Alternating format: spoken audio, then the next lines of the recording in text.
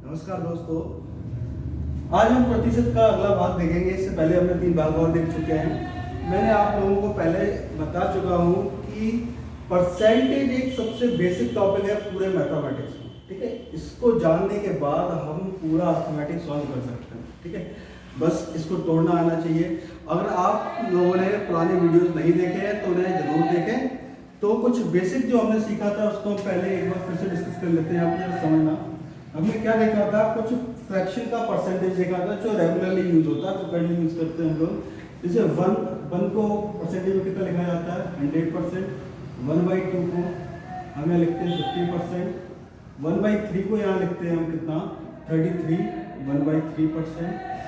और 1/4 होता है हमारा यहाँ पे 25%। 1/5 20%। 1/6 16 2/3%। 1/7 14 2/7%। और 1/8 12 1/2%। और यहाँ पे 1/9 11 1/9%। और 1/10 को लिखेंगे यहाँ पे 10%। और लास्ट जो हमें इस्तेमाल करना आना चाहिए, ठीक है। इतने कुछ फ्रैक्शंस हैं 1 से लेकर 1/11 तक जो फ्रिक्वेंटली यूज करते हैं। जो तरीका हम सीखने जा रहे हैं उसमें 2 चीज़ों का ध्यान रखना है। एक तो फ्रैक्शन वैल्यूज जो मैंने लिखी है, और दूसरा क्या है उसको और देखना है हमें, वो क्या चीज़ है फिर से देख लेते हैं। जैसे मैं यहाँ पे एक रेशो लेता हूँ A/B, और ये मैंने लिया 5/3। ध्यान से समझना, यहाँ पे मैंने एक रेशो लिया 5/3, और यहाँ पे मैंने आप लोगों से कह दिया कि B की वैल्यू जो है, B की वैल्यू दी हुई है हमें 30। कितना दिया है, 30। हमसे पूछा जा रहा है A की वैल्यू क्या होगी, A प्लस B की वैल्यू क्या होगी, A माइनस B की वैल्यू क्या होगी। अब तरीका बिल्कुल ध्यान से समझना, ये बिल्कुल बेसिक सी चीज है कि जब हम किसी क्वेश्चन को सॉल्व करते हैं तो हमें कहीं ना कहीं फ्रैक्शन परसेंटेज फ्रैक्शन बना लेंगे। और फ्रैक्शन होता क्या है, फ्रैक्शन रेशो ही है। जैसे लिखा है 1/5, इसका मतलब है क्या, 1/5, ठीक है। तो हर एक चीज जो फ्रैक्शन वाली है वो रेशो में ही होती है, ठीक है। ध्यान समझना यहाँ पे। अब यहाँ पे 2 चीजें हैं। एक हमें ये देखना है कि रियल वैल्यू जो दी है वो कौन सी है। तो यहाँ पे रियल वैल्यू हमें किसकी दी है, b की। रियल वैल्यू मतलब वास्तविक मान। वास्तविक मान हमें किसका दिया हुआ है, b का। और जिसका वास्तविक मान दिया जाता है उसी का ही रेशो में वैल्यू देखो। तो यहाँ पे रेशो में वैल्यू हमें b की देखिए कितनी है, 3। यानी कि रियल में वो कितना है, 30, और रेशो में कितना है, 3। यानी कि यहाँ से इसका संबंध हमें स्टैब्लिश करना है। अब जो कुछ निकालना है वो एक बार देखना। तो हमें क्या करना है, जो भी रियल वैल्यू होगी, रियल वैल्यू वास्तविक संख्या होगी या गिवन वैल्यू कह लो उसको कहाँ लिखना है हमें, ऊपर। और जो रेशो में वैल्यू होती है, रेशो वाली वैल्यू, उसको कहाँ लिखो, नीचे, ठीक है। अब क्या करना है, ये तो हमें हर बार करना है इतना, तो ये मान के चलो कि हर क्वेश्चन में करना है कि रियल वैल्यू को ऊपर और रेशो वाली वैल्यू का रखना है नीचे। अब क्या करते हैं, जो कुछ भी हमें फाइंड आउट करना होता है उसको रखेंगे मल्टीप्लाई, उसको क्या रखेंगे, मल्टीप्लाई। बस एक छोटा सा ये हम याद रखेंगे कि रियल वैल्यू जो होगी वो हमेशा ऊपर और रेशो वाली वैल्यू को नीचे। और जो कुछ भी निकालना है, कुछ भी इस चीज से हम कुछ भी निकाल सकते हैं। कैसे निकालेंगे, देखो ध्यान से। यहाँ पे देखो, यहाँ रियल वैल्यू कितनी दी है हमें, 30। तो इस 30 की वैल्यू क्या दी है, 3। 30 की वैल्यू क्या दी है, 3। अब हमें निकालना क्या है, a निकालना है, a प्लस b निकालना है, a माइनस b निकालना है। अब a प्लस b निकालेंगे तो भी हम यही रखेंगे, रियल वैल्यू अपॉन में रेशो वाली वैल्यू, 30/3। ये तो सब में करना जैसे मैंने बताया। अब जो फाइंड आउट करते हैं उसे क्या करते हैं, मल्टीप्लाई में रखते जाओ। अब देखो हमें पहले क्या निकालना है, a का रेशो मान कितना है, 5 रख दिया। a प्लस b, रेशो में a प्लस b कितना होगा यहाँ पे, 8 लिख दिया। a माइनस b, रेशो में a माइनस b कितना है यहाँ पे, 5 में 3 गए 2 लिख दिया, बस। अब एक बार इसको सिंप्लीफाई कर लो, ये कितना देगा, 10। अब ये 10 यहाँ भी काटोगे तब भी 10, यहाँ भी 10, यानी 10 का मल्टीप्लाई करते जाओ, आंसर आ जाएगा। a की वैल्यू कितनी आई, 50। b की वैल्यू कितनी आई, 80। a प्लस b की वैल्यू कितनी आई, 80। और a माइनस b यहाँ से कितना आ जाएगा, 10 × 2 20। ठीक है, काटने पे सब हर बार क्या देगा हमें, 10 ही देगा, सीधी सी बात है।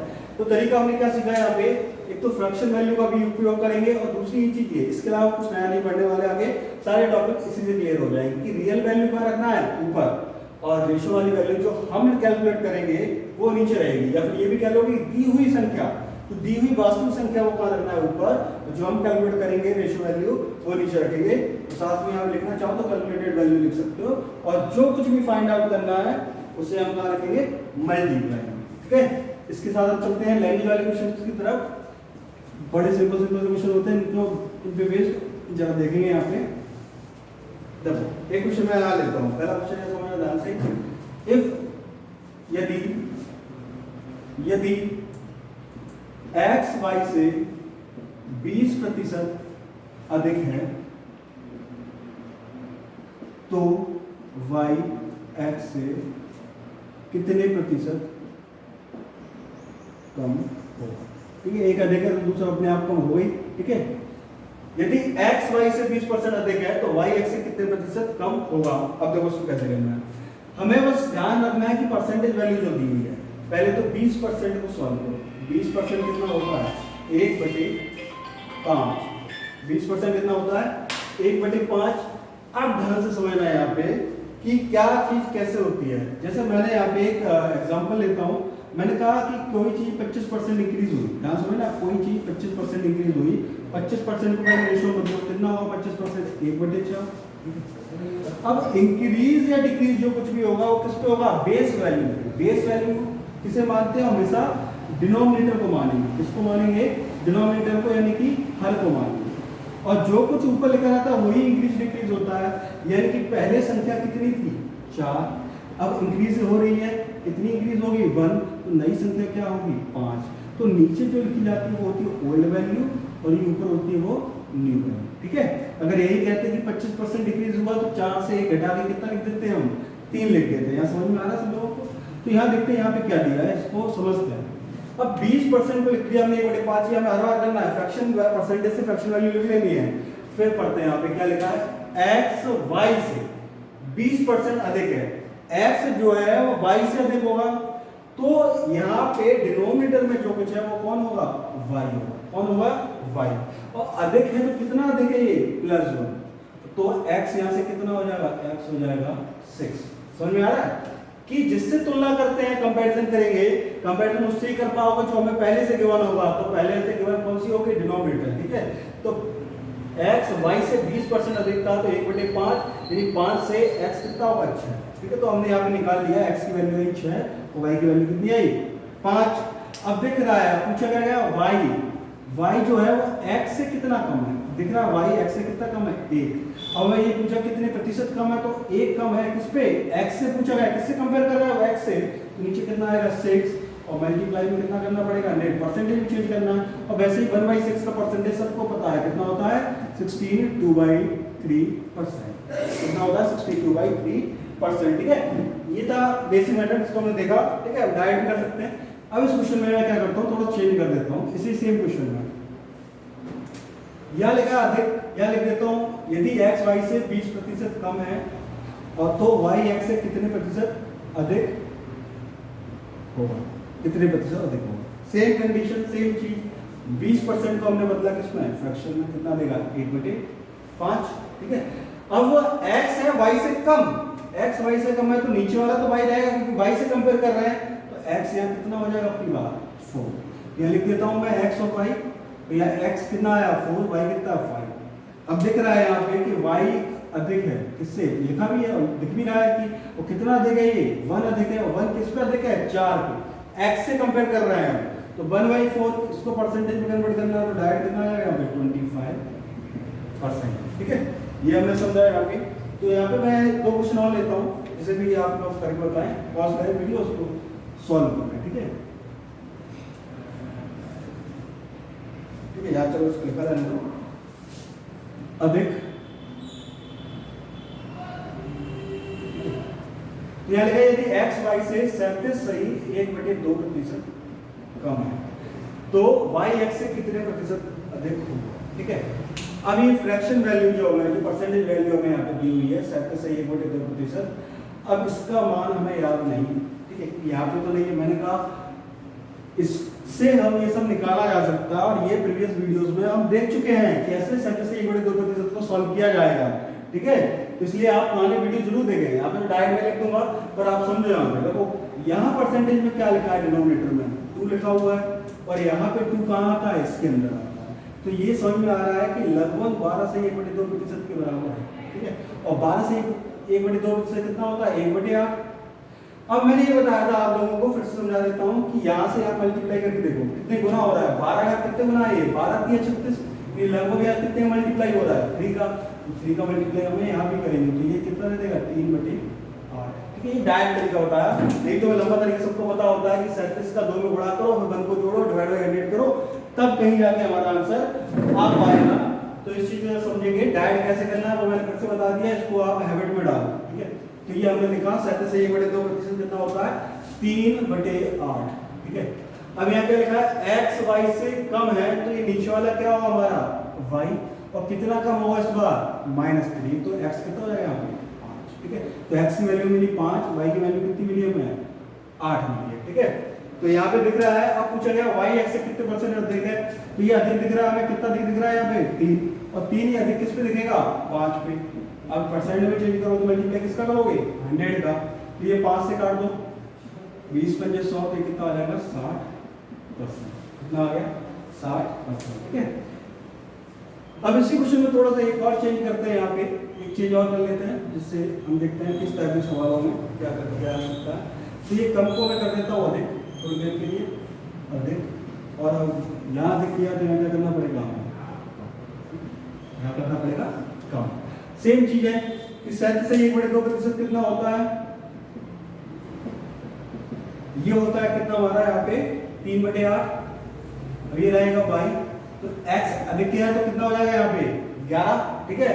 तो x 11 हो गया, लिख दिया यहाँ पे x 11, y कितना है 8, और कितना कम हुआ है आपकी बात, 3 कम हुआ, 3 कम किस पे हुआ 11 पे, इंटू में 100, ठीक है।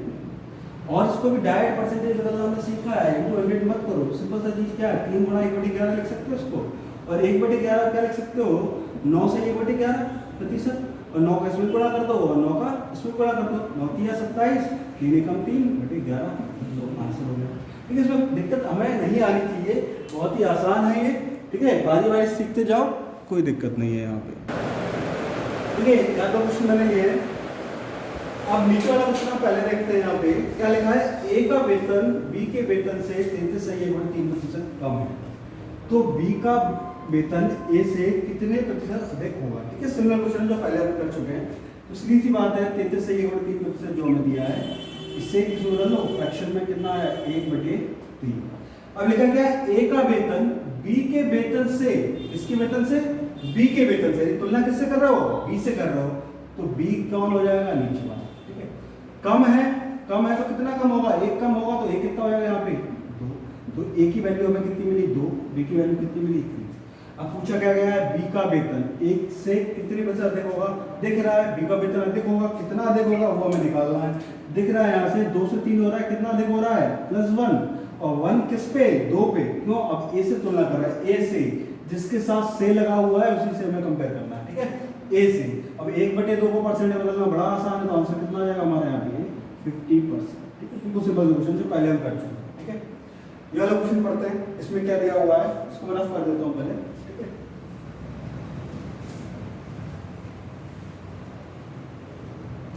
तो यहाँ दिया है एक वस्तु का मान 10% घटाया जा रहा है, ठीक है। अब 10% घटाने का मतलब क्या है, 10% घटाने का मतलब क्या है, 10% यानी कि 1/10, 10% घटाने का मतलब है कि ये वाली वैल्यू क्या थी, पुरानी वैल्यू, कितनी वैल्यू थी, पुरानी, तो पुरानी वैल्यू भी तो घटाएंगे या बढ़ाएंगे, अब घटाया जा रहा है तो क्या करेंगे माइनस, ठीक है। तो न्यू वैल्यू कितनी आएगी, यहाँ पे न्यू वैल्यू कितनी आ जाएगी 9, तो यहाँ लिख देता हूँ मैं ओल्ड और न्यू। तो पहले ओल्ड कितनी थी 10, अब नई वाली कितनी है 9। अब वो हमसे कह रहा है कि पूर्व मान प्राप्त करने के लिए दाम को कितने प्रतिशत कम करना होगा। तो इस जगह गलती क्या होगी, ध्यान समझना, गलती क्या करते बच्चे कि गलती क्या करेंगे कि 10% घटाया जा रहा है तो पूर्व मान प्राप्त करना है, यानी कि 10% बढ़ा दो, तो 10% ये नहीं बढ़ता, परसेंटेज में जैसे अगर 10 रुपए कम किए गए तो हमें बराबर अब 3 रुपए लाने के लिए क्या करने पड़ेंगे, 10 रुपए बढ़ा दिए जाएंगे, वो चलेगा क्योंकि वो रुपए की बात कर रहे हैं। अब यहाँ जब परसेंटेज की बात करते हैं तो परसेंटेज का बेस बदल जाता है, परसेंटेज का बेस क्या होता है, बदल जाता है।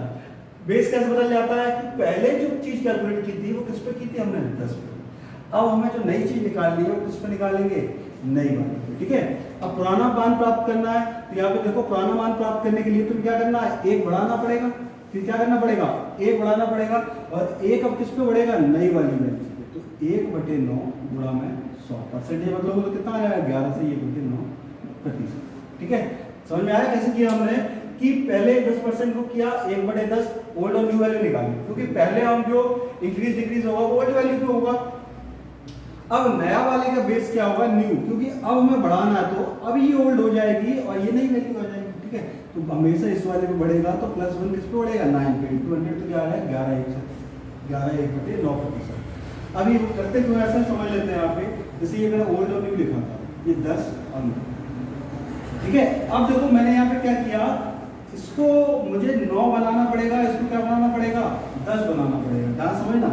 तब ये रेशो जो है कैंसिल होके मुझे 1:1 देगा, यानी पहले जो वैल्यू थी वही वैल्यू अब मिलेगी, ठीक है। या फिर 1:1 लिखने की जगह अगर काटना भी समझ नहीं आ रहा तो आगे सीखेंगे, तो डायरेक्ट देख लो, अभी ये 9 और 10 था, तो ये रेशो है, तो ऐसे मल्टीप्लाई होंगे तो यहाँ 90 देगा और यहाँ भी कितना देगा, 90, तो 90:90 मतलब क्या, 1:1, यानी पहले जितना था पूर्व में उतना ही क्या है, अब है, ठीक है। इस चीज को हम ध्यान रखेंगे, तो बेस बदल जाता है, इसलिए हम उतना ही ऐड और डिक्रीज नहीं करेंगे। 10% घटाया गया तो 10% ही नहीं बढ़ेगा, कितना बढ़ेगा, 11 से 1/9%। समझ में आ रहा है ये कैसे चल रहा है, क्योंकि बेस बदल रहा है यहाँ पे। या ऐसे समझ लो यहाँ पे कि पहले कोई चीज तुम्हारे पास 100 थी, ठीक है, परसेंटेज मतलब क्या है 100, और 10% घटा दिया गया तो अब वो कितनी होगी, 90 होगी, 90 हो गई। अब वापस से तुम्हें ये 100 लेके आना, ध्यान समझना, वापस से तुम्हें ये 100 बनानी है, तो 100 बनाने के लिए तुम क्या करना पड़ेगा, 10 ऐड करना पड़ेगा, तभी तो ये 100 होगा। यहाँ पे 10 कम हुआ है, और ये 10 किस पे कम हुआ था, इस 100 पे। अब ये 10 जो बढ़ रहा है, ये 10 किस पे बढ़ेगा, इस 90 पे बढ़ेगा, यानी कि 10/90 गुणा में 100, इसीलिए ये हमारा आंसर कितना आता है, 11 से 1/9%। समझ में आया। पहले जो 10 कम किया गया था वो आपने किस पे किया था, 100 पे, और अब जो 10 बढ़ा रहे हो 100 प्राप्त करने के लिए तो किस पे कर रहे हो, 90 पे, इसीलिए आंसर बदल जाता है। तो कभी ये मत सोचना कि 10% डिक्रीज हुआ है तो इसको इक्विवेलेंट करने के लिए हमें 10% को ही ऐड करना पड़ेगा, ये 0 नहीं होता, ये तरीका बिल्कुल गलत होता है, क्योंकि इनके बेस जो है वो बदल जाते हैं। पहले बेस था क्या 100, अब बेस क्या है 90, ठीक है, इसलिए ध्यान रखेंगे। हमारे दोनों तरीके आपको सिखा दिए, तो इस चीज को आप ध्यान रखेंगे, ठीक है। देखते हैं इसको, तो यहाँ पे क्या लिखा है, एक ही आय 20%, एक ही आय में 20% की कमी कर दी जाती है, तो उसकी पुरानी जो आय थी उसको वापस प्राप्त करने के लिए कितने प्रतिशत बढ़ाना होगा, ठीक है। बड़ा सिंपल तरीका, मैं फिर से 100 लेके बता देता हूँ, फिर हम अपना रेशो वाले तरीके से करेंगे। 100 लेके क्या करेंगे, पहले उसकी आय कितनी थी 100, कितने परसेंट कम कर दी गई, 20% कम कर दी गई, तो यहाँ कितनी आय होगी उसकी 80। अब वापस से उसको अपनी आय कितनी बनानी है 100, तो कितनी बढ़ानी पड़ेगी उसको, 20 बढ़ानी पड़ेगी, और 20 किस पे बढ़ाएगा 80 पे, यानी 20/80 गुणा में 100, ये काट तो 0 0 ये जाएगा 4 टाइम्स, यानी कितना आएगा 25% का इंक्रीमेंट उसको करना पड़ेगा, ठीक है। ये तरीका अभी सरल लग रहा है पर हर जगह काम नहीं आएगा, इसलिए हम इस तरीके से इसको नहीं करेंगे, ठीक है। ये बेसिक था, समझाने के लिए इसको छोड़ो।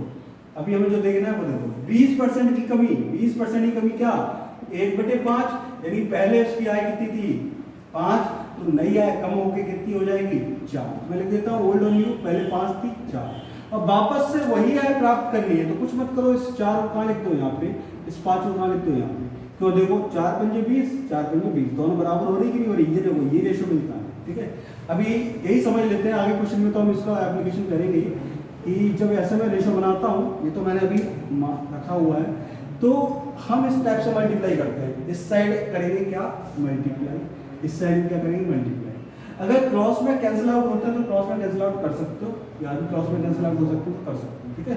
तो यहाँ पे हमें क्या मिला कि 1:1 बनाना है, इसीलिए हमें ऐसा कर रहे हैं, ठीक है। अब समझो ध्यान से, अब क्या हुआ यहाँ पे, ओल्ड वैल्यू कितनी थी 5, नई वैल्यू कितनी है 4, अब इसको वापस से पुरानी वैल्यू पे लेके आना, तो 4 से इसको कितना बढ़ना होगा, 1 बढ़ना होगा, 1 किस पे बढ़ना है 4 पे, इसको परसेंट बदलोगे 1 पे, कितना देगा तुम्हें 25% दे देगा, ठीक है। ये था सिंपल तरीका, ठीक है, बिल्कुल परसेंटेज से ही कर सकते हो। 5 से 4 था, अब तुम क्या करना है 4 से 5 बनना है, ठीक है। 4 से 5 बनाओगे तो बेस बदल जाएगा, डिनोमिनेटर की वैल्यू बदल जाएगी, तो परसेंटेज की वैल्यू भी बदल जाएगी। 25% क्या करना पड़ेगा हमें इंक्रीमेंट। आज के लिए इतना रखते हैं, कल हम जो करेंगे वो पॉपुलेशन के पे बेस्ड क्वेश्चन करेंगे। पॉपुलेशन पे। अगर कल हो सके तो हम शायद प्राइस एंड कंजप्शन पे भी क्वेश्चन करेंगे, ठीक है। पॉपुलेशन एंड जनसंख्या पे आधारित और यहाँ पे खर्च और खपत पे आधारित क्वेश्चन हम कल करेंगे। आज के लिए इतना ही रखते हैं, धन्यवाद।